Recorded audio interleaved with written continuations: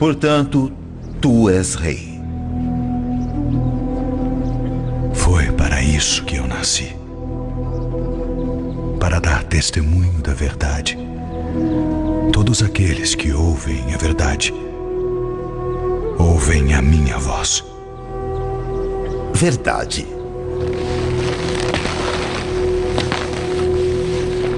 O que é a verdade?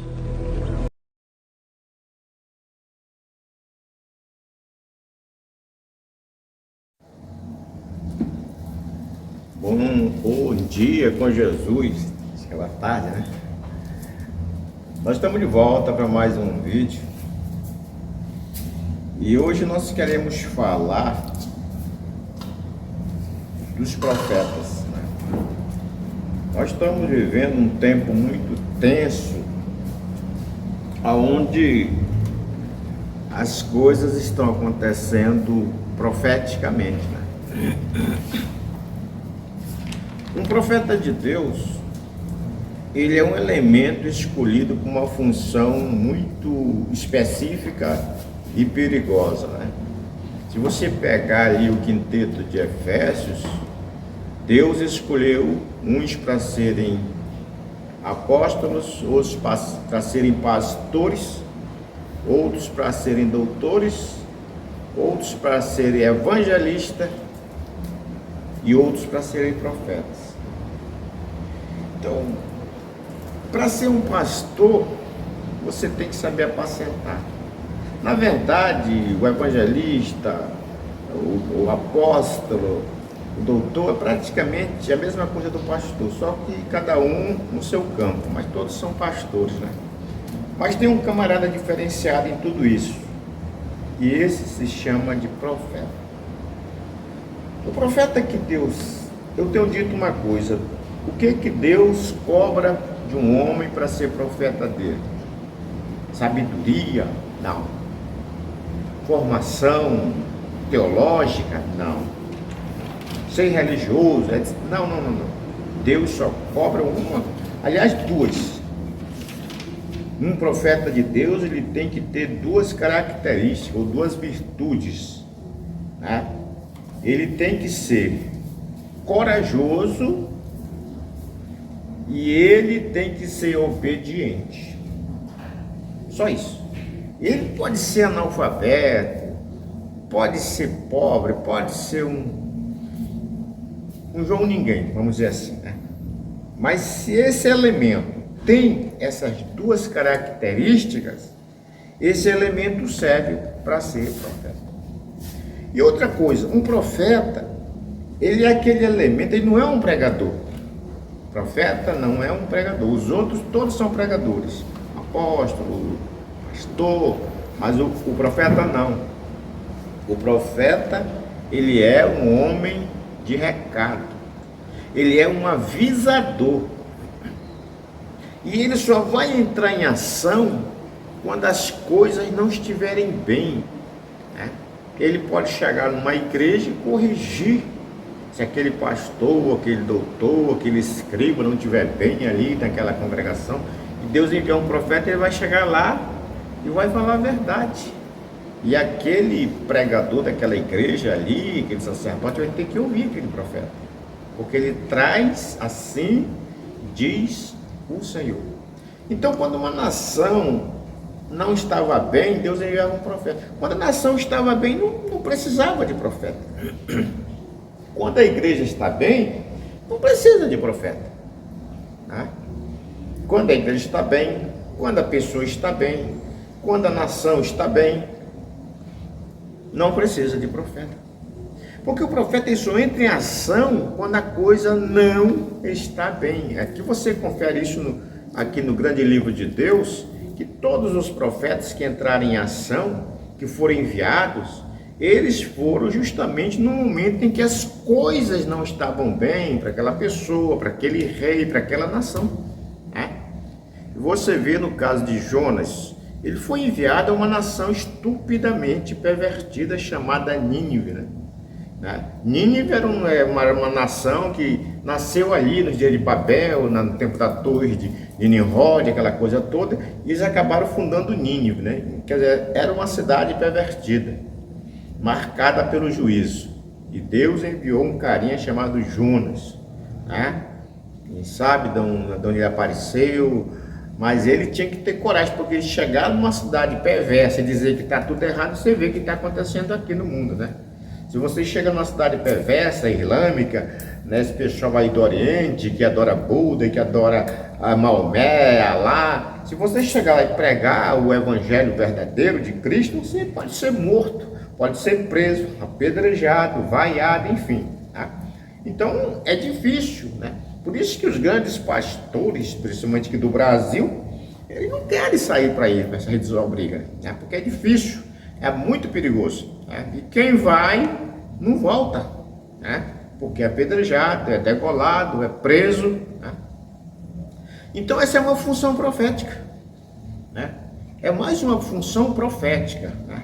Você chegar lá, que nem João Batista chegou ali com o rei, e disse na cara dele que ele era um adúltero e que ele tinha tomado a esposa do irmão e que precisava devolver, inclusive te devolve a mulher do teu irmão, ela não é tua mulher, és um adúltero. E a mulher se levantou contra ele, ou seja, Herodes, e João Batista chamou também ela de prostituta, né? Porque uma mulher que se envolve com mais de um homem já cai pro cartel de prostituição, né? Uma espécie de Jezabel, a Herodias, né? Do tempo de João Batista, né? Então foi difícil, custou a vida do profeta João Batista. Essa audácia, essa coragem que ele teve de ir lá com o rei Herodes, né? E dizer que ele estava errado. E ainda corrigir, né? Inclusive dizendo: afasta a tua mulher. É muito difícil aí chegar com uma pessoa, chegar com um homem, com um pastor, com um rei, com um presidente e mandar ele se desfazer da sua mulher, alegando certas coisas, né? Mas é uma função muito difícil por um profeta de Deus, mas Deus precisa desse elemento, né? Todos os profetas, o próprio Jesus Cristo disse lá em Jerusalém que mata os profetas, olha aí, e apedreja aqueles que são enviados, profetas também. Por que Israel fazia isso? Por que os judeus são desse jeito? Por que sempre fizeram isso com os profetas? Por que mataram os profetas? Por que mataram o profeta dos profetas? Porque o profeta vem e diz: vocês estão errados. Agora o profeta traz assim diz o Senhor. E assim diz o Senhor se baseia aqui, nesse livro. Um profeta ele tem que estar baseado em alguma coisa espiritual. E nós sabemos que não tem nada mais espiritual do que a palavra de Deus. Não tem, porque a palavra é criação, a palavra é criadora, né? Então toda resposta de um profeta tem que estar baseada aqui. Tudo que ele disser, praticamente, o profeta de si mesmo não é um profeta verdadeiro. O profeta verdadeiro, ele traz assim diz o Senhor, ele não se compromete. Não, é minha ideia, eu profetizo. Não, eu profetizo não, isso é profetada. Um profeta verdadeiro, ele chega e diz: assim diz o Senhor. E você vai e confere no livro, é assim diz o Senhor. É como ele está falando, né? Então, um profeta de Deus é esse elemento, que é chamado exatamente quando tudo está errado. Israel estava a um passo do cativeiro babilônico. Deus chamou um profeta chamado Jeremias. Chegou lá e disse: vocês têm que se entregar para o rei de Babilônia. Oh, mas o rei de Babilônia é do diabo, é perverso, é pervertido. Mas assim diz o Senhor. Ele não está do lado de você, ele está do lado de Nabucodonosor. Ele está do lado de Nabucodonosor. É o mesmo caso de Adolf Hitler. Muita gente, Hitler era um monstro, era um demônio, mas estava cumprindo a profecia. A profecia bíblica, estava cumprindo aquilo que Deus falou, né? Os judeus chegaram a pedir uma maldição sobre eles, pediram que o sangue de Deus, o sangue de Cristo caísse sobre eles e caísse sobre os filhos deles. Então a primeira parte, eles pediram essa maldição. Então a primeira parte caiu, quando o general romano Tito chegou lá e destruiu, extinguiu Israel, da face da terra. Espalhou os judeus, quem não quis morrer fugiu, né? Tocaram fogo em Jerusalém, etc, etc. Essa foi a primeira parte sobre eles. A segunda parte, e sobre nossos filhos, sangue de Deus sobre os filhos também. Aí Adolf Hitler veio e cumpriu, tá vendo? Não tem como mudar isso, não tem como. Foi a única, ali naquilo que Hitler fez, aconteceu dois fatos. Primeiro, Hitler tinha que fazer aquilo para que se cumprisse o que os próprios judeus pediram em forma de maldição do sangue de Deus. Segundo, ele tinha que fazer aquilo para que os judeus fossem, né, vistos aos olhos do planeta como um povo fraco, como um povo carente, e automaticamente recebessem a ajuda dos poderes, ou seja, dos americanos principalmente. Para quê? Para cumprir a profecia lá do Velho Testamento, que diria que Israel voltaria a ser outra vez nação, e que a figueira voltaria a brotar, né? E que inclusive eles voltariam dos lugares onde foram desterrados, trazidos numa asa de águia, ou seja, de um avião, né? Isso foi se cumprindo tudo direitinho, detalhe por detalhe. Então, no centro de tudo tinha que ter um Adolf Hitler, né? Estou falando de espiritualmente. Naturalmente pode condenar, Hitler é um demônio, etc. Mas espiritualmente, ou direto ou indireto, ele estava a serviço de Deus, porque senão Deus não teria deixado que acontecesse, né? Então, um profeta, ele é esse elemento, né? A história dos homens começa com uma grande destruição com água, mas tinha um profeta que avisou a humanidade, né? Os filhos dos homens, a história do Gênesis começa com os filhos dos homens se misturando com os filhos de Deus, ou os filhos de Deus se misturando com os filhos dos homens, né? Deus sempre quis separação. Deus sempre quis separar os filhos dele e os filhos do mundo. Tem filho de Deus, tem filho do diabo, e o resto é criatura, né? Tem criatura, filho de Deus, filho do diabo. Não sou eu que digo, é o livro que diz, né? Mas os filhos dos homens se misturaram com os filhos de Deus. Aí você sabe, quando se mistura, fica uma Babel, a confusão. E Deus não gostou daquilo, né? Porque estava todo mundo corrompido, né? Quando o bem mistura com o mal, tudo vira mal, e a corrupção era grande, e Deus decidiu destruir tudo aquilo.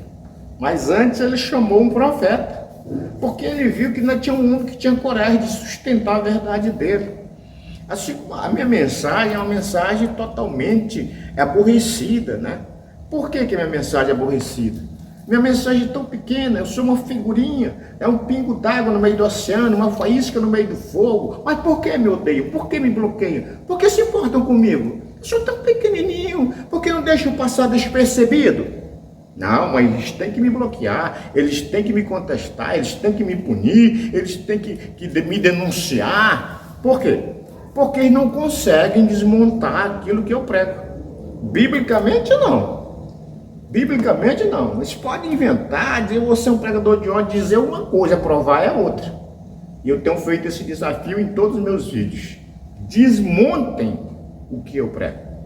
Mas pega esse livro para desmontar. Se você quiser desmontar pela sua inteligência, eu não aceito, tem que ser por esse livro. Você desmontar, eu aceito. Pronto, por esse livro. Então Noé pregou justiça por mais de 100 anos. Pregou a verdade. E o que fizeram? Noé era tão odiado que nem os parentes deles gostavam dele. Você vê dentro da arca. Cadê os irmãos de Noé? Cadê os primos de Noé? Cadê as primas de Noé? Os tios, as tias? Cadê os sobrinhos? Ninguém. Nem vizinho de Noé não queria ter nada com ele, não. Com esse homem louco aí, esse velho idiota, ele iludiu essa famíliazinha dele aí. Eu não sei como é que esses imbecis ainda acreditam num velho patético desse, um velho demente, né? Bebedor de vinho, e que diz que é santão, e que Deus vai destruir todo mundo, e que só ele vai escapar nesse batelão que estão construindo lá dentro da selva. Mas no fim, aí é a verdade, né? Jesus vem e diz, pois será do mesmo jeito. Será como nos dias de Noé, o qual ninguém acreditou, nem a família dele acreditou. Mas quando veio o dilúvio, levou todo mundo. Só o velho louco com aquele punhado de gente ali, 7 pessoas escaparam. Então a profecia diz isso, né? Que antes de um juízo vir, primeiro Deus avisa. Primeiro Deus envia um profeta. Primeiro Deus envia misericórdia. Enviou Jeremias. Israel não deu atenção, foi tudo para o cativeiro, foi extinto, né? Depois enviou João Batista. Israel não deu ouvido, matou João Batista, foi tudo para o cativeiro de novo. Então, finalmente, Deus enviou um profeta em Malaquias 4 para o fim do mundo. E eu enviarei o profeta Elias antes que venha o dia grande e terrível do Senhor. Está chegando. As armas nucleares estão sendo aquecidas. Está chegando a hora da humanidade viver o seu último momento. Está chegando a hora de uma nova ordem mundial acontecer no planeta Terra. Está chegando a hora de mudar o governador da Terra, de um governador natural, de um governador carnal, para um governador sublime e espiritual. E o seu nome é Jesus Cristo, o Todo-Poderoso Senhor, que era, que é e que está chegando aí, né? As armas se aquecem, o pessoal anda para cima e para baixo. Velhos, jovens, todos envolvidos na mesma demência, no mesmo devaneio, na mesma ilusão. Mas Deus disse, eu enviarei o profeta Elias para avisar. O profeta veio, avisou. Há um fogo aí que o profeta falou. Há um fogo que o profeta Malaquias fala ali no capítulo 4. É um fogo que queima raiz e rama. E o mundo hoje todo sabe como é o nome desse fogo. Fogo nuclear. Então todos os patamares estão colocados, todos os detalhes estão apostos. Todos. As nações se preparando, cada uma do seu lado, cada uma do seu bloco, cada uma do seu regime. Só está faltando chegar o grande momento. Malaquias 4 fala que Deus enviaria esse profeta. Ele veio, avisou, trouxe uma mensagem, batizou as pessoas no batismo verdadeiro. Mas quem deu atenção? Quem está dando atenção para esse aviso? Ninguém. Para cumprir outra profecia do próprio Nazareno. Comiam e bebiam, e não perceberam quando veio o dilúvio.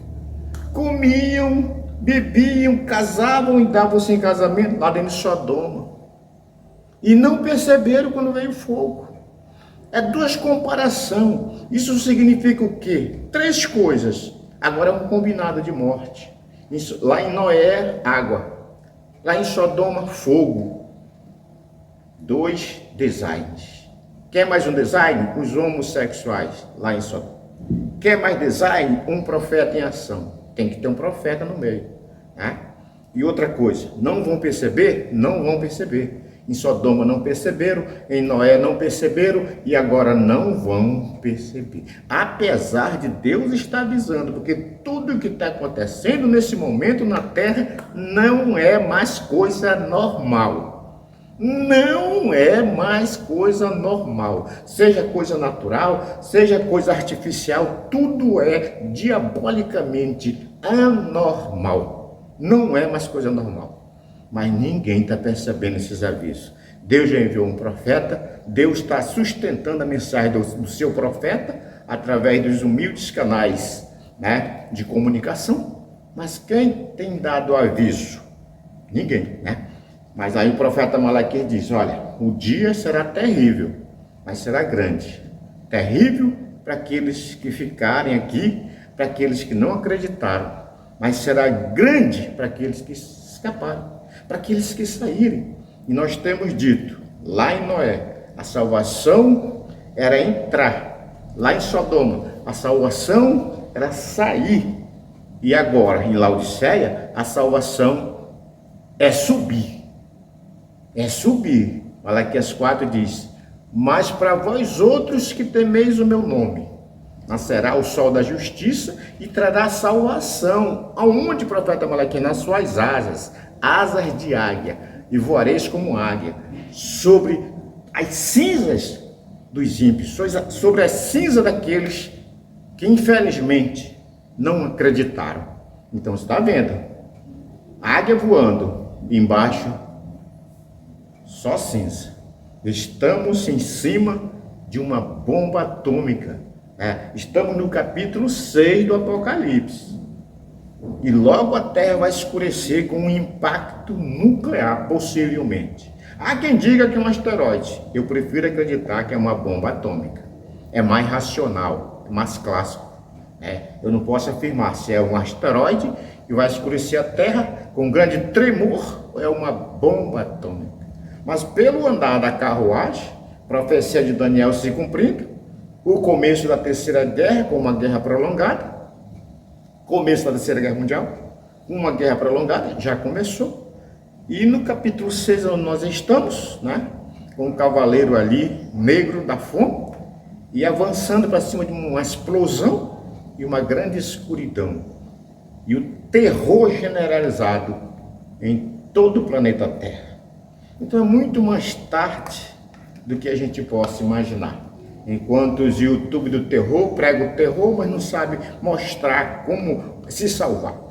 Como é que vamos se salvar? Compre feijão, um toque feijão, um toque arroz. Não, meu irmão, isso não é salvação, não. Salvação é salvação espiritual. Agora só Jesus, como disse Lutero, castelo forte é o nome do Senhor. Só Jesus agora.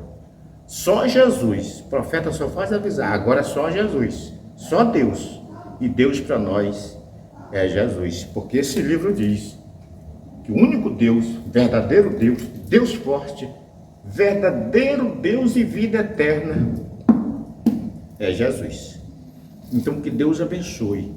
Vamos tirar a nossa atenção dos devaneios, porque o inimigo joga devaneio de um lado e Deus avisa do outro. De que lado você vai ficar? Você está atento para os devaneios de Satanás ou para os avisos da profecia? A resposta fica com você, meu amigo e meu irmão. Mas é melhor você ficar atento para a profecia.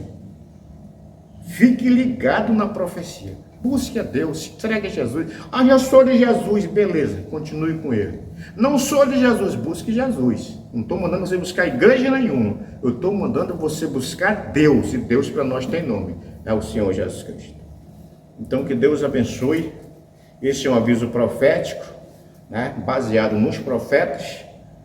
E que Deus Todo-Poderoso tenha misericórdia de você, meu amigo, meu irmão, que porventura não vai considerar o meu vídeo como um vídeo de terror, um vídeo de ódio, mas sim de um aviso, para a tua vida, para a nossa vida, tanto física como espiritual, como diz o provérbio. E quem avisa, amigo é. Fique com Deus e até o próximo vídeo, em nome de Jesus. Amém.